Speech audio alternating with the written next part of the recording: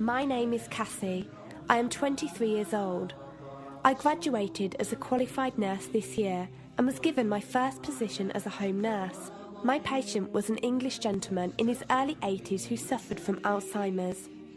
In the first meeting, the patient was given his record, and from it I could see that he was a convert to the religion of Islam, therefore he was a Muslim. I knew from this that I would need to take into account some modes of treatment that may go against his faith, and therefore try to adapt my care to meet his needs. I bought in some halal meat to cook for him and ensured that there was no pork or alcohol in the premises, as I did some research which showed me that these were forbidden in Islam. My patient was in a very advanced stage of his condition, so many of my colleagues could not understand why I was going through so much effort for him. But I understood that a person who commits to a faith deserves that commitment to be respected, even if they are not in a position to understand. Anyway, after a few weeks with my patient, I began to notice some patterns of movement. At first, I thought it was some copied motions he'd seen someone doing, but I saw him repeat the movement at particular times, morning, afternoon, evening.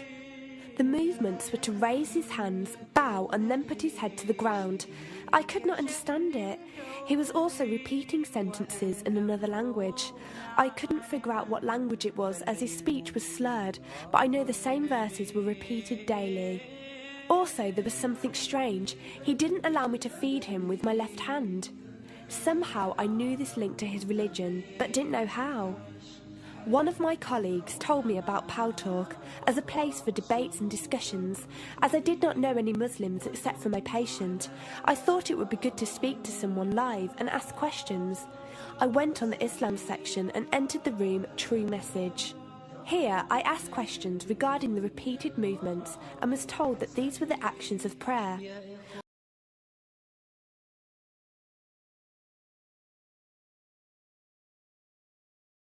I did not really believe it until someone posted a link on the Islamic prayer on YouTube. I was shocked. A man who has lost all memory of his children, of his occupation, and could barely eat and drink, was able to remember not only actions of prayer, but verses that were in another language. This was nothing short of incredible, and I knew that this man was devout in his faith, which made me want to learn more in order to care for him the best I could. I came into the Talk room as often as I could and was given a link to read the translation of the Qur'an and listen to it. The chapter of the bee gave me chills and I repeated it several times a day. I saved a recording of the Qur'an on my iPod and gave it to my patient to listen to. He was smiling and crying, and in reading the translation I could see why. I applied what I gained from Talk to care for my patient, but gradually found myself coming to the room to find answers for myself. I never really took the time to look at my life. I never knew my father. My mother died when I was 3. Me and my brother were raised by our grandparents who died 4 years ago, so now it's just the two of us. But despite all this loss, I always thought I was happy, content. It was only after spending time with my patient that I felt like I was missing something. I was missing that sense of peace and tranquility my patient, even through suffering, felt. I wanted that sense of belonging and a part of something that he felt, even with no one around him. I was given a list of mosques in my area by a lady on Talk and went down to visit one. I watched the prayer and could not hold back my tears. I felt drawn to the mosque every day, and the imam and his wife would give me books and tapes to welcome any questions I had. Every question I asked at the mosque and on Talk was answered with such clarity and depth that could do nothing but accept them. I have never practiced a faith, but always believed that there was a God. I just did not know how to worship him. One evening I came onto Talk, and one of the speakers on the mic addressed me. He asked me if I have any questions. I said no.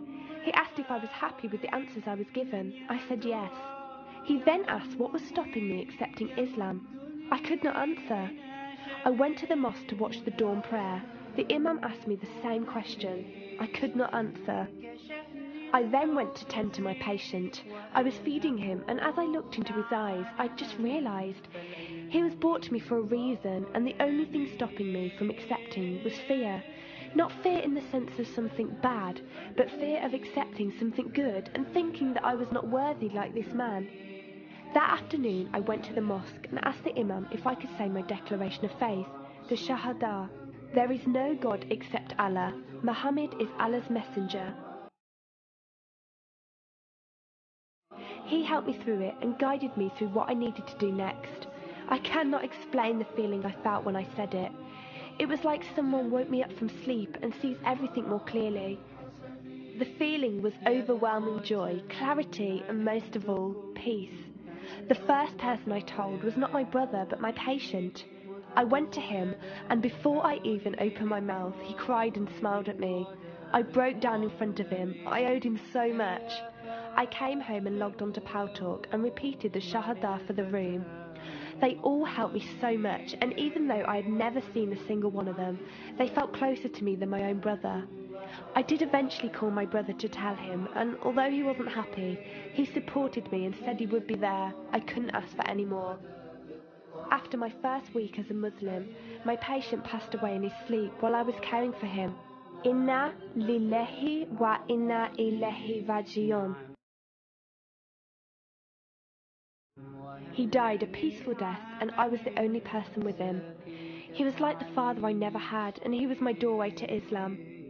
From the day of my Shahada to this very day, and for every day for as long as I live, I will pray that Allah shows mercy on him and grant him every good deed I perform in the tenfold. I loved him for the sake of Allah, and I pray each night to become an atom's weight of the Muslim he was. Islam is a religion with an open door. It is there for those who want to enter it. Verily, Allah is the most merciful, most kind.